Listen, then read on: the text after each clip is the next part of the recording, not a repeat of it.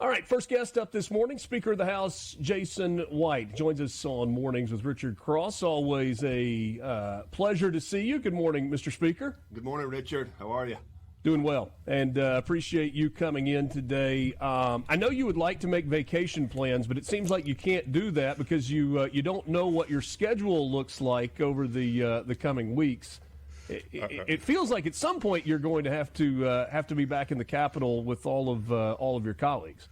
Richard, there are no vacation plans at the White House this year. Our oldest daughter's getting married in June, so I've got way bigger issues than special session these days. Well, you actually made me do a double take when you said at the White House. I'm like, wait, what did I? Oh, your house, the White House, the town of West Mississippi White House. There you go. Yeah. It's a thriving metropolis. Yeah, it is. We have one of everything, at least one of everything. Yeah. There's the truck stop. I have stopped there a number of times. The West truck stop right there off the interstate. Lance is chuckling in here through the glass when you said that. Yeah, I know it all too well. Well, I think all of us have been there, whether it was planned or an emergency. We've all been to the West truck stop at some point along the way. We do what we can for you. That's right. Thank you for that. I don't even know if it's an elephant in the room. It's just all that's left to talk about from the legislative session, and that's when will the special session occur to get this budget done? Can an agreement be made? We know that there has been work going on behind the scenes between you and some of your Senate colleagues to get to a point where you can get the budget bill passed. Where are we? I would tell you the budget's basically done. House and Senate Appropriations Committee leaders, if you will, chairman and vice chairman, have been meeting over the last 3 or 4 weeks. The budget's done. We have sent it in that informal form, if you will, to the governor for his review. You know, he was very specific. He called a meeting probably a month ago now, and of House and Senate leadership to discuss a potential special session, what the parameters would be, what he would expect, because as you know, he calls a lot more of the shots in a special session than he does if we're just in regular session. So he wanted to be sure everybody understood that he would be calling the shots in that situation and what he would expect. And so the House, for our part, has operated within those parameters, and we've had productive meetings with the Senate, and we have forwarded those numbers to him. It's a very conservative budget. I'm proud of it. I'm proud of my House Appropriations Chairman who have worked extremely hard on it, not just the last few weeks, but throughout the session. I suspect we'll get something done in the next couple of weeks as far as the special session and get it done and move on to other things. We're excited to move on to some other things, that we're going to work on for next session. So we can't do that till we get this out of the way. So we'll do it. But Richard, I want to, before we leave, and you may want to talk about special session the whole time, but not the whole time. I've heard lots of talk, even folks that y'all have had on this show and on Gerard's show and in the newspaper and everywhere, talk about the budget is still held up because the House is holding out for a projects bill. And that's just not true. Did the House insist and prioritize that CapEx monies be spent for cities and counties, for local governments? Absolutely we did. And we still stand behind that position. But now, from day one, we have said we're willing to forego all projects, but it's going to be all projects. We're not going to spend on pet projects that certain folks want to do for either a friend somewhere in state government or that might play well in a Republican primary particular county or part of the state. We're not going to pick and choose those and spend hundreds of millions of dollars and exclude our cities and counties throughout the state. That's what we refuse to engage in. So when you have a senator or the lieutenant governor come on here and talk about, we've got to watch our funds because of federal cuts, and all those things are true, but yet they still want to spend $500 or $600 million of our capital expense money on projects, just not on cities and counties. Now, ask yourself, why do we not want to spend on cities and counties? This thought can be because we're being very cautious because of what's coming down from the federal government, or there might be a recession, or all these different things, clawbacks, all these different things. But why did we single out cities and counties to be the ones that get no extra money this year? Everybody else can still get all this $2 billion we got in the bank, but they can't. Why do we do that? Why did the Senate do that? I would submit to you it is because of their vigorous support of House Bill 1, which the Senate was never fully on board with from day one.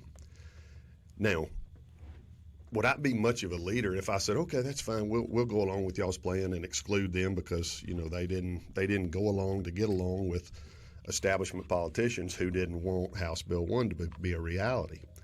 Now, that's where we find ourselves now. So there's never been a disagreement about the budget per se. There's been a disagreement about if we're going to spend money, how much, and who's going to be the beneficiaries of that. And in years past, the Senate has been gangbusters to spend money for cities and counties, and I suspect they will be in the future. Just this year, they're going to hold out because they can say no, and they're upset about it the way House Bill 1 played out. So this is how they get that out there on the table. So we'll move on, and adults are kind of starting to circle back around the table, and we'll have a budget, and state government will move on, and we'll see where we get next year. We're excited about things that did pass this session, such as House Bill 1, and we're excited about the direction of where we want to go in some accountability measures for state government and where we want to go in education. So we're going to move on and not dwell on the past. We're proud of the work and proud of the work product. The great thing about you coming on as a guest is you answer and ask the questions. That was fantastic. You ask yourself a question and then answered it. And I promised you I was going to get there. I'm so glad you did. Well, I know I've just heard a whole lot of talk on here about all this conservatism, and we got to watch our money because they know their local government officials who are counting on them are coming to see them about why they didn't get that bridge built or why we didn't get that sewage lagoon. What I haven't understood is, and you may want to push back on this idea, is it feels like representatives need to be able to go home and say to their constituents, hey, I've been fighting for you, and this is what we have coming in terms of state funds to handle this project or that project. The question that I've had, though, is if representatives need to be able to go home and say that, don't senators need to be able to go home and say the exact same thing to their constituents? Absolutely they do. And we hadn't had a ribbon cutting yet where a senator wasn't trying to get right in the front and center to cut that ribbon along with representatives and whoever. I'm not down on them for that. I'm just saying all of a sudden this newfound austerity toward city and county projects seems to find its root in support for House Bill 1 and or some negative opinion towards House members and this idea that only House members want projects. Well, they can say that if they want. I hope they're prepared to explain that when they get home and face their mayors and their boards of supervisors. Because the rank and file senators, when I see them in the hall at the CAP, or when I see them in my district, or when I see them at lunch, that's not what they're preaching. That's not what they're saying. So they don't really understand the direction that leadership has led them on that issue. Now, they'll have to face the voters just like we will. And here's another thing, Richard. Have you heard a person in Oxford complain about Highway 15 being widened and finally getting that project going? You know where that money came from? Yeah. You know where that money came from? It came from the state. It came from project money. It came from CapEx extra money. I hadn't heard anybody fussing in Oxford about that. I hadn't heard anybody in DeSoto County fussing about finally getting some relief, moving toward adding a lane to I-55. Or any local project, whether it's their sewage lagoon or their water system or their street or a bridge. Is that a waste of taxpayer money? Has anybody said that? No, what they say is this is not the year to do it. Well, why is it not the year? We got $2 billion in the bank. But if we're going to be conservative, the House's position is we're going to be conservative all the way. We're not going to spend on your pet projects like a park in Vicksburg. We just won't spend the money. We won't spend any money. And that's where we are. That's where it is. Is that the impasse? That has been the impasse. But we've moved on from that because I've told you I've told you this morning and from day one, we're willing to go without projects. It's just there will be no projects funded. And if those guys and girls want to embrace that, they're going to get their opportunity here in just a week or so. Are you going to hold that position to the point of potentially not passing a budget? No. I'm not communicating clearly. We're going to pass a budget, and they're going to pass a budget. It just won't include any CapEx spending. What I'm telling you is So they wanted to spend that's the plenty. result we're headed for. No, hold that thought. We need to explore this just a little bit farther because I want to make sure that we're completely clear on this. Mornings with Richard Cross, Super Talk, Mississippi. Visiting with the Speaker of the House, Jason White, this morning. We'll take a quick time out. We're back with you right after this. Good to be with you. Mornings with Richard Cross, Super Talk, Mississippi. Speaker of the House, Jason White, is my guest. And I think maybe our back and forth at the end was a little confusing. So let's try and break this down and clarify. You said a budget will be passed, but in terms of the CapEx projects, the special projects for districts that happen every year that are funded out of the $2 billion that's in the bank for the state, that the House is willing to pass those, but only if everything is passed, not if just special projects or, here and there, cherry-picked projects are passed. Are those two different things? Because I think there are a lot of people that say, okay, the budget and these projects are part of the budget process. Are they two separate entities? They're two separate entities, but let me back up. Okay. The reason we didn't have a budget when the session ended was because of the House's stance going back 2 years that we would no longer do a budget in the middle of the night on conference weekend in some back room somewhere and pass it on a whim before even a member has a chance to read it 5 minutes before the deadline. We explained that over and over ad nauseum to our Senate colleagues. Now, and let me interject there. There were a lot of senators that seemed frustrated and even surprised when House members did not show up for that conference weekend, for that budget process. But in fairness to what you just said, you were pretty open about the fact that we're not doing this again. Right. Now, last year, we went in with that mantra and even agreed on some loose guidelines of how we would do it in a more orderly fashion. Well, that didn't happen, and I'm talking the spring of 24. That didn't happen. But in the crossfire that happens at the end of session, the Senate, the politics finally got so weighty on changing that school funding formula where the House had passed it on 4 separate occasions to do away with the MAP school formula and implement a new K-12 funding formula.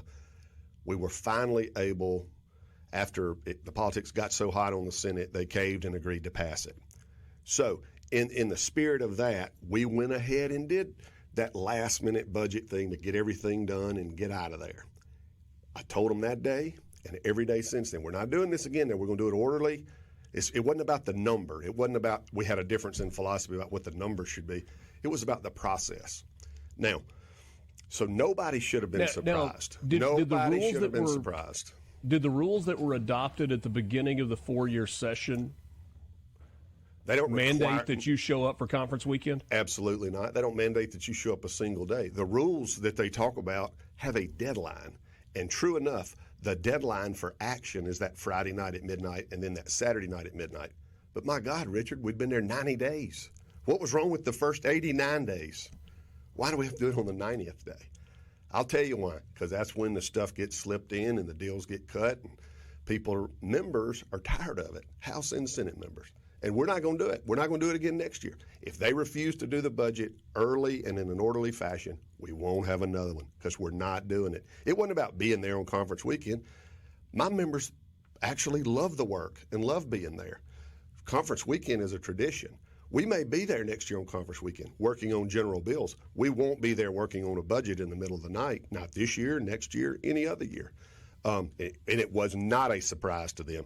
They just, I don't know what part. We hadn't misled them in 2 years of this administration, if you will, in the House. We hadn't misled them on anything. They've misled themselves a couple of times. But we hadn't misled them on anything. We communicated that clearly early in the session.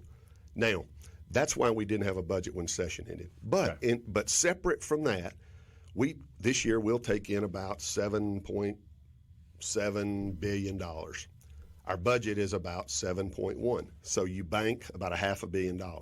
Typically, that's where you spend on something big, whether it's a cancer center at UMMC, whether it's a huge highway project or bridge project that's been put aside because it costs $300 million. and it doesn't go in the normal avenue of funding. That's when you decide to do big things like that, maybe.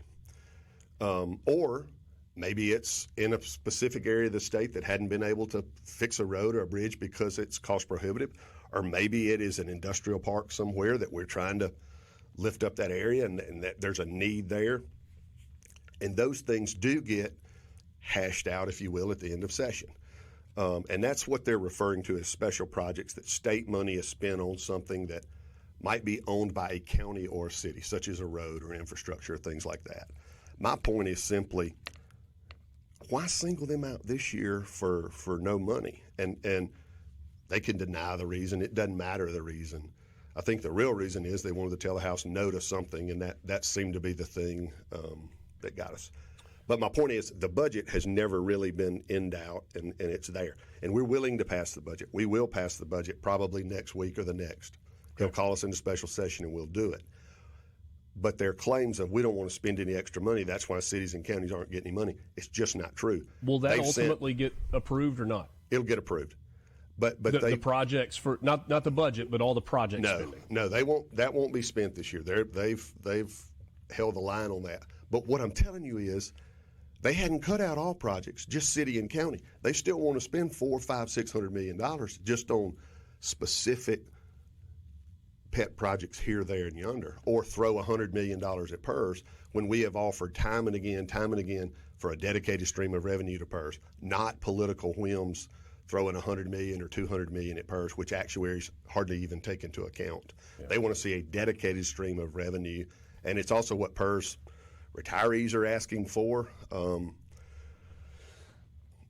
That part is complicated, but what I'm telling you is we'll have a budget. We'll bank all that extra money again this year, and next year we'll be sitting on an even larger amount of money, and we'll see how the Senate feels about projects then.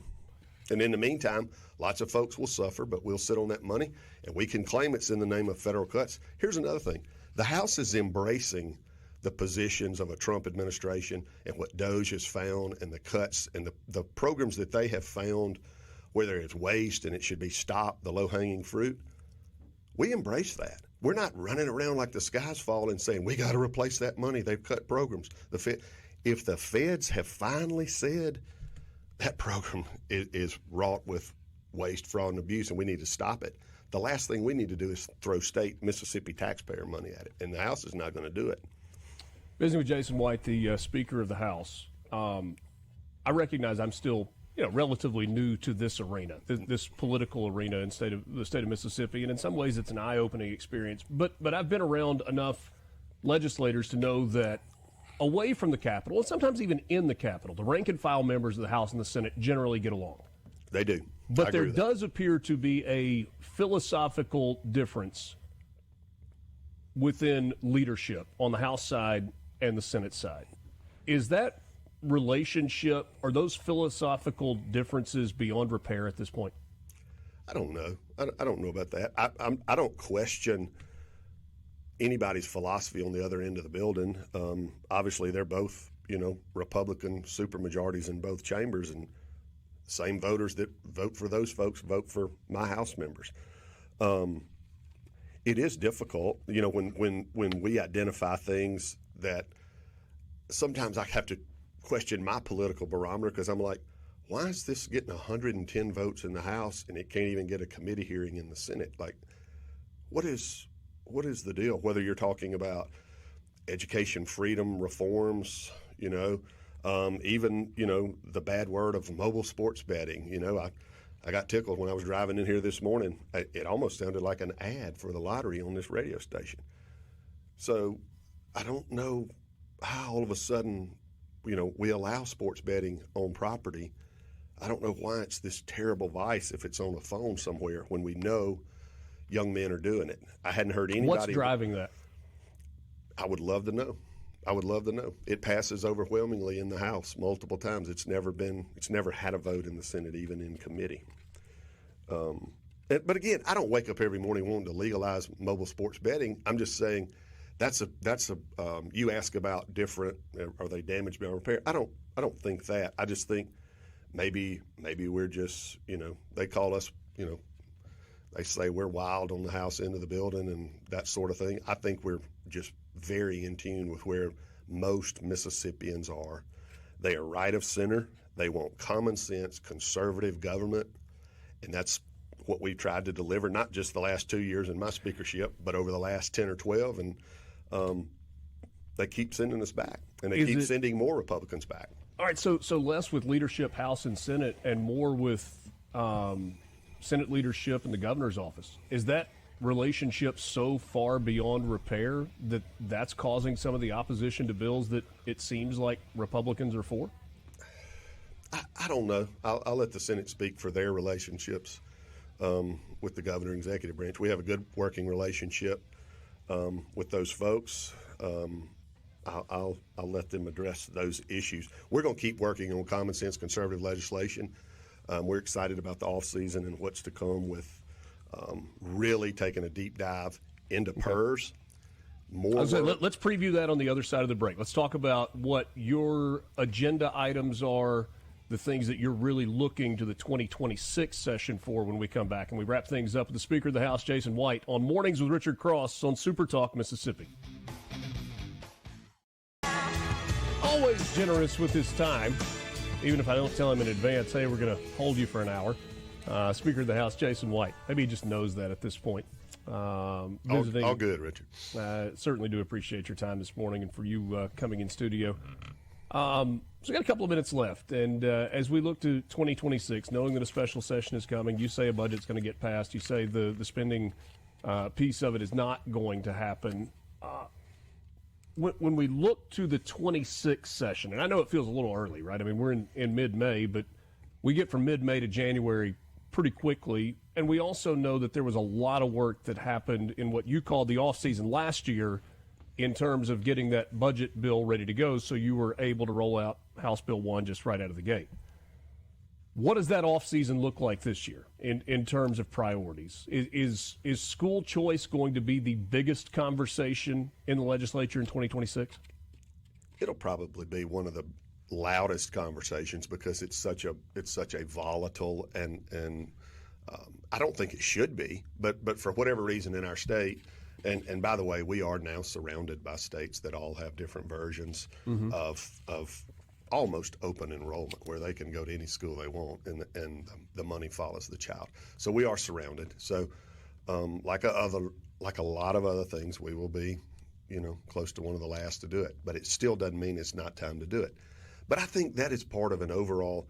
We're going to look at, as you know, the House passed several bills this year that met an unfortunate fate on the other end of the building, and they have their reasons. I'm not saying that the Senate's bad and everything they do is wrong. I'm not saying that. I'm just saying I do struggle with the fact that the Republicans in the House and even some Democrats finds this huge support on an issue, and it doesn't seem to get any traction on the other end of the building. And school choice, even in a very measured form that passed the House last year, things like public-to-public transfers or public-to-private in a DNF district if no public school will take you within 30 miles, that sort of thing.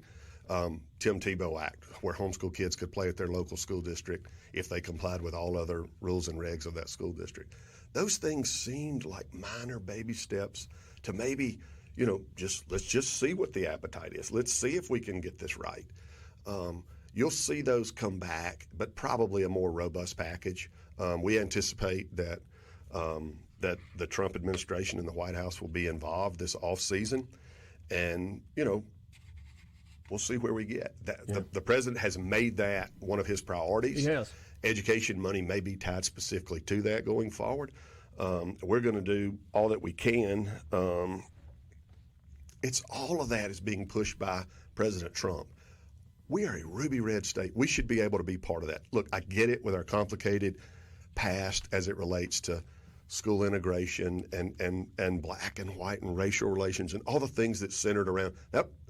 It was 50 years ago now, Richard. It's time for real conversations about what's best for the student and the parents. And this is not a shot at our public school systems. We are for that.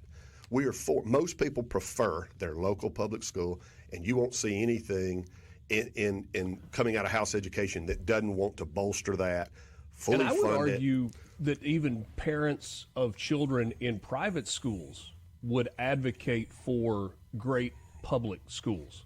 They do, and and guess what? They also help foot the bill in the taxes they pay.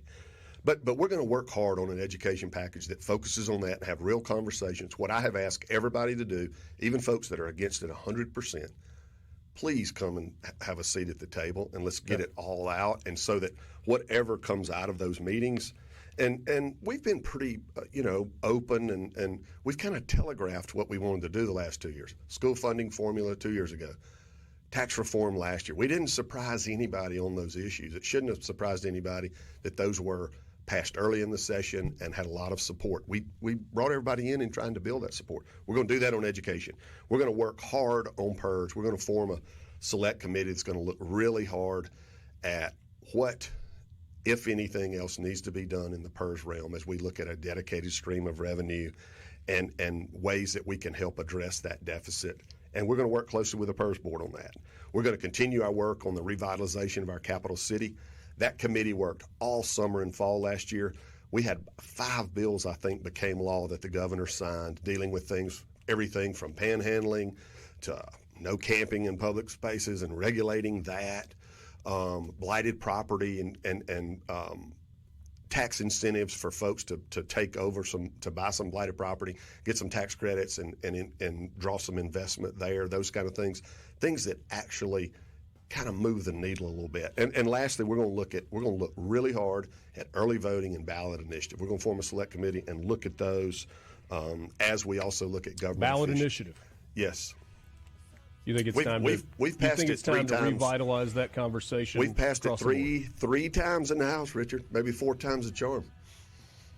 Did it happen this year? No, it didn't happen this year. We've spent a lot of political energy on it for 3 years, and we couldn't get a vote on the other end. So we're going to revive that debate and see where we get. All right. Thank Speaker you of for House, the time today, Jason White. Thank you for your time as well. Hey, let All me the say, best. go Rebs, go Dogs, and go Eagles today. They all got big games today, right? Big games, no doubt. Postseason baseball on the way. I'm hey, sure all the you best won't to be your watching. daughter with her wedding this summer, and all the best to your pocketbook as well. You better say to her mother and dad all the best to them. Thank you, We'll be Richard. back. Thanks.